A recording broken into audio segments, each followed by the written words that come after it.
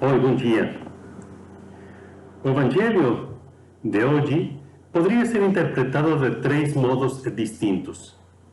Jesus anuncia a sua morte a Pedro, aos discípulos, e Pedro lhe diz e que isso não o permita Deus.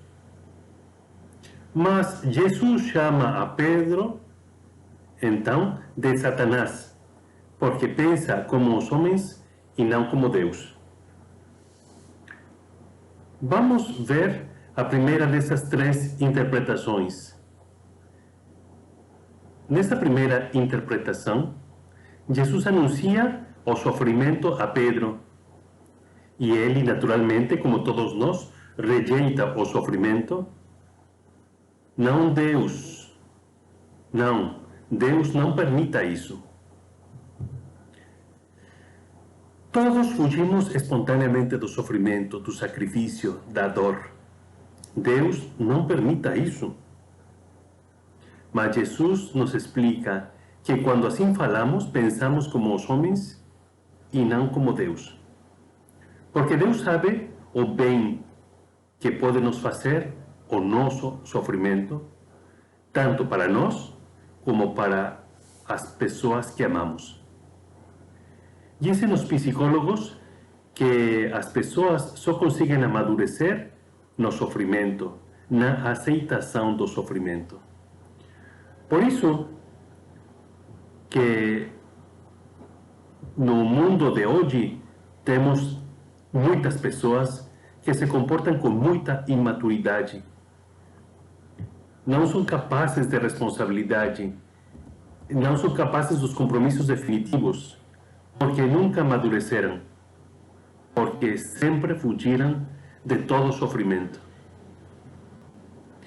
E por outra parte, eu já vi na minha vida como, às vezes, os meus piores sofrimentos acontecem quando alguém que amo está passando por uma grave necessidade. E os meus sofrimentos são a melhor oração para que Deus lhe ajude, para que Deus faça um milagre. Muitas vezes, quando já vi que os meus sofrimentos ajudaram, fico como cobrando-me de não ter sido tão pouco generoso para sofrer mais, porque os frutos dos meus sofrimentos eram muitos e muito bons. Então, na primeira interpretação deste evangelho de hoje, pensamos que Pedro não aceita o sofrimento. Na segunda interpretação poderia ser que Pedro não quer o sofrimento de Jesus, o sofrimento de alguém que ele ama muito. Muitas vezes não queremos que as pessoas que queremos sofram. E damos para eles todos os cuidados. Mas às vezes acontece que a partir de um certo ponto, nada podemos fazer. A partir de um certo ponto, então, só estamos nas mãos de Deus. E o único que nós podemos fazer é acompanhar essas pessoas e sofrer com elas. Mas não todos os homens aceitam isso e continuam a pensar como os homens e não como Deus. Nesta segunda interpretação, somos convidados a tentar aliviar os sofrimentos dos outros, mas também somos convidados a aceitar esse sofrimento deles e a compartilhar o sofrimento deles. Por último, a terceira interpretação. Pedro, com toda a boa vontade e com todo o carinho por Jesus, não quer a morte e o sofrimento de Jesus mesmo. Mas, no plano de Deus, na vontade de Deus, está que Jesus morre a nossa morte para nos salvar. No filme da cabana, a sabedoria pergunta ao protagonista se deveria castigar ao culpado, ao malvado, ao criminoso. E ele responde que, sem dúvida, que sim. Então, lhe mostra que também seus filhos são dignos de algum castigo.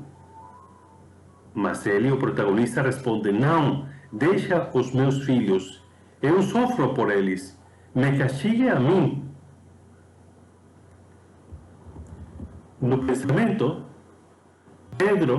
de Pedro, dos homens, é injusta a morte de Jesus. Mas no pensamento de Deus, o amor não tem dúvida em dar a vida pelos seus filhos. O diabo é acusador. O nome diabo significa acusador. Mas o nome de Jesus significa Deus salva.